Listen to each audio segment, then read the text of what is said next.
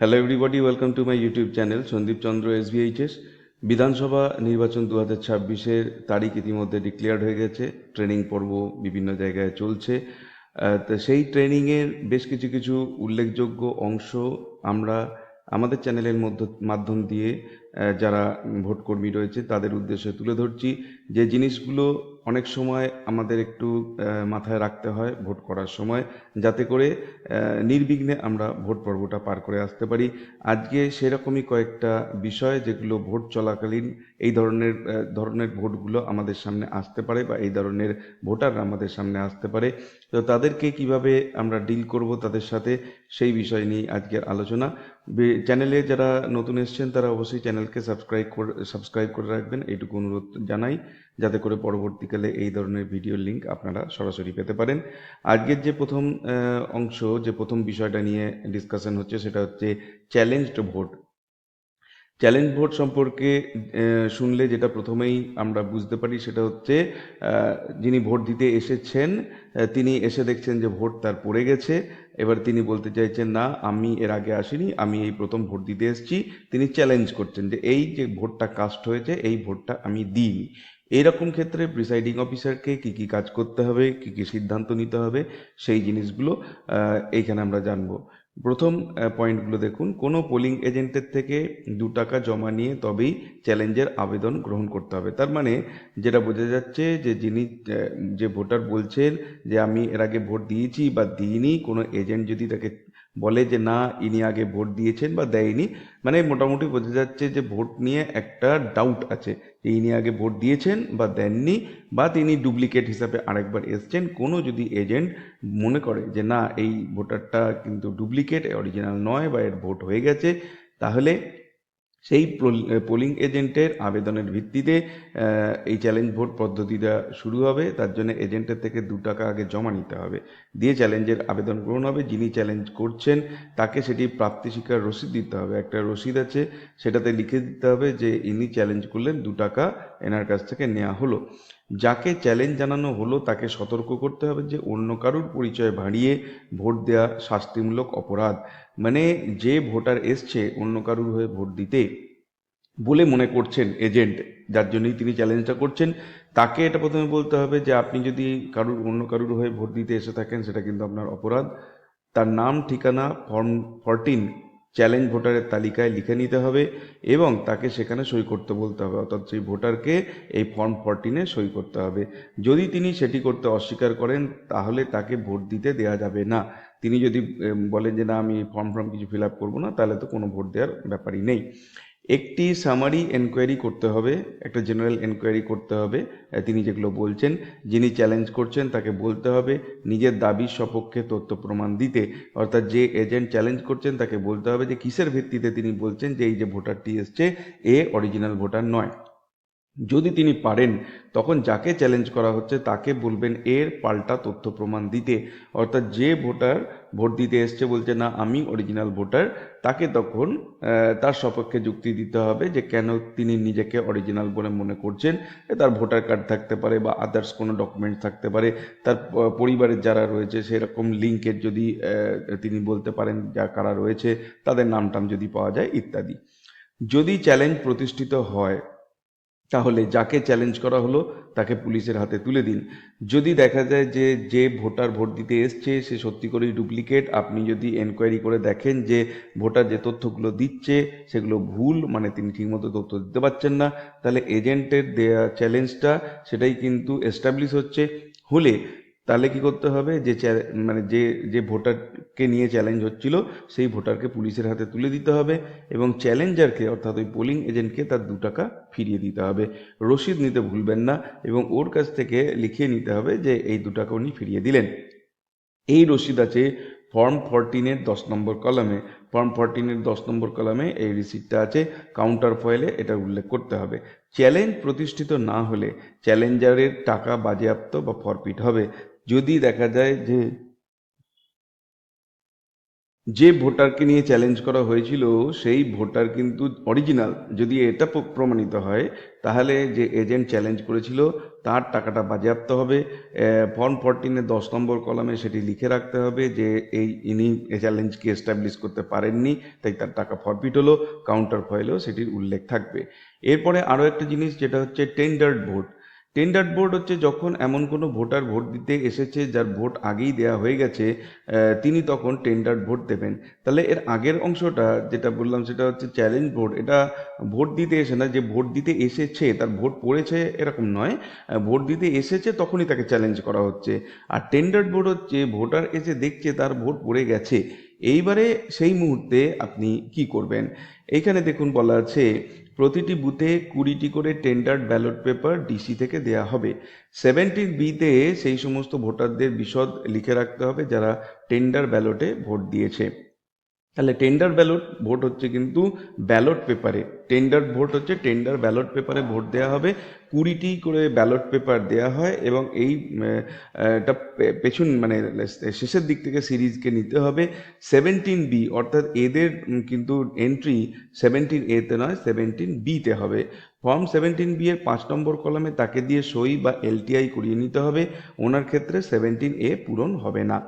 সই করার পরে সেই ভোটারকে একটি টেন্ডার্ড ব্যালট পেপার এবং অ্যারো ক্রসমার্ক দিন। তিনি ভোটিং কম্পার্টমেন্টের ভেতরে গিয়ে সেই ব্যালট পেপারে ভোট দিয়ে বেরিয়ে আসবেন। সেই ব্যালট পেপারটি তিনি প্রিসাইডিং অফিসারের হাতে দেবেন। ডিসি থেকে প্রাপ্ত কভার ফর টেন্ডার্ড ব্যালট পেপারে সেই সমস্ত ব্যালট পেপার এবং ফর্ম 17B ঢুকিয়ে রাখুন। ভোটের শেষে 17C পার্ট 1-এর 8 নম্বর কলামে কত টেন্ডার্ড ব্যালট পেপার পেয়েছেন, কতগুলি ভোটারকে দিয়েছেন এবং কতগুলি অব্যবহৃত টেন্ডার্ড ব্যালট পেপার রইল তার হিসাব নির্ভুলভাবে লিখে রাখবেন। তার মানে কারোর যদি ভোট হয়ে গিয়ে থাকে তাকে দ্বিতীয়বার ভোট দেওয়ার জন্য টেন্ডার্ড ব্যালট পেপার দিতে হবে অবশ্যই। তার মানে হচ্ছে যখন আপনারা কোনো ভোটার আসবেন ভোট দিতে তখন তার পরিচয় ভালো করে যাচাই না করে কখনোই যেন ভোট নেবেন না।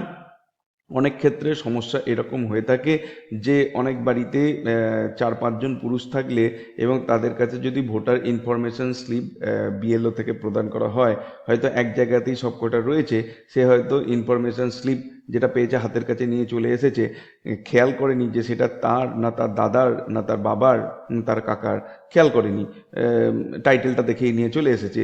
এসে এবার যখন দিচ্ছে, দেওয়ার পরে যদি দেখা যায় যে এজেন্টরা ঠিকমতো খেয়াল না করে এবং তার যদি এন্ট্রি হয়ে যায় তাহলে কিন্তু দেখা যাবে সেই ছেলে তার বাবার ভোটটা দিয়ে চলে গেছে। তার মানে তার বাবা যখন ভোট দিতে আসবে তখন দেখা যাবে তিনি দেখবেন যে তার ভোট কিন্তু পড়ে গেছে। তো এই রকম ক্ষেত্রে আপনারা একটু অবশ্যই সতর্ক থাকবেন। অনেক ক্ষেত্রেই এজেন্ট যারা আছেন তারা ব্যাপারটাকে প্রথমেই ধরে ফেলেন, সেই জন্যই পোলিং এজেন্টদের প্রয়োজনীয়তা। কিন্তু কোনো সময় যদি এরকম হয় যে তারা ধরতে না পারেন তাহলে কিন্তু এটা একটা সমস্যা হতে পারে, এই জায়গাটায় আপনাকে সতর্ক থাকতে হবে। ফর্ম 17B এরকম দেখতে হবে, লিস্ট অফ টেন্ডার্ড ভোটার্স। যদি আপনাকে ফিল আপ করতেই হয় election to the house of people legislative assembly, এইখানে আপনাকে লেজিসলেটিভ অ্যাসেম্বলির নাম এবং নাম্বার লিখতে হবে। ফ্রম হচ্ছে পার্লামেন্টারি কনস্টিটিউয়েন্সির নাম এবং নাম্বার লিখতে হবে। Part number name and part number of electoral role, electoral রোলের নেম এবং পার্ট নাম্বার লিখতে হবে। পোলিং স্টেশনের নাম নাম্বার লিখতে হবে। এখানে সিরিয়াল নাম্বার আছে, যদি এক বা একাধিক টেন্ডার্ড ব্যালট ইস্যু হয়ে থাকে সেই ইলেক্টর মানে যিনি ভোটার তার নাম লিখতে হবে। সিরিয়াল নাম্বার ইলেক্টরের সিরিয়াল নাম্বার ইলেকটোরাল রোলে লিখতে হবে। আচ্ছা, serial number of register of voters in 17A of elector, 17A-তে যে জায়গায় ভোটটা পড়েছে আর কি ওর এগেনস্টে সেই সিরিয়াল লিখতে হবে। সিগনেচার অ্যান্ড থাম ইমপ্রেশন লিখতে হবে। তার মানে যখন এই ভোটার ভোট দিতে আসছেন তার জন্যে আপনি যে টেন্ডার ব্যালট দিচ্ছেন তার জন্য একটা যে 17A-এর জায়গায় 17B একটা রেজিস্টার আপনাকে ফিল আপ করে রাখতে হচ্ছে। এখানে ডেট দেবেন, এখানে signature of the presiding officer এখানে সিগনেচার করবেন। ASD তালিকা থেকে আসা কোনো ভোটারের ভোট দিতে আসা, উপরিউক্ত তালিকায় থাকা প্রতিটি ভোটারকেই নিজের এপিক কার্ড অথবা কমিশন নির্ধারিত বিকল্প পরিচয়পত্রগুলি নিয়ে ভোট দিতে আসতে হবে।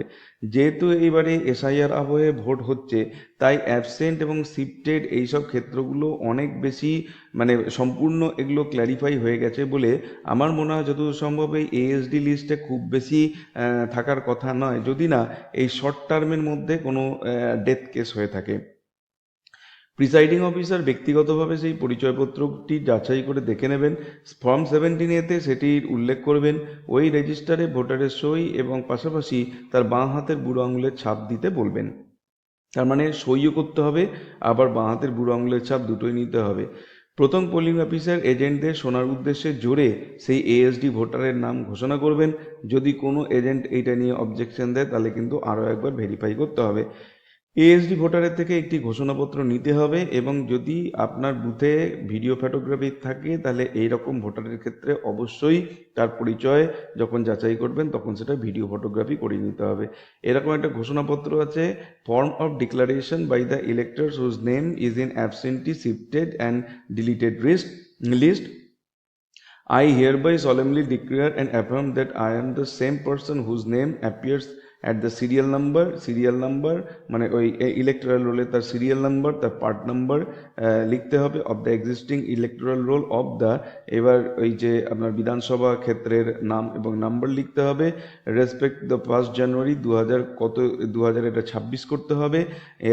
As qualifying date, I am aware that impersonation at electors is an electoral offense under the section 171D of Indian Penal Code, এটা লেখা থাকবে।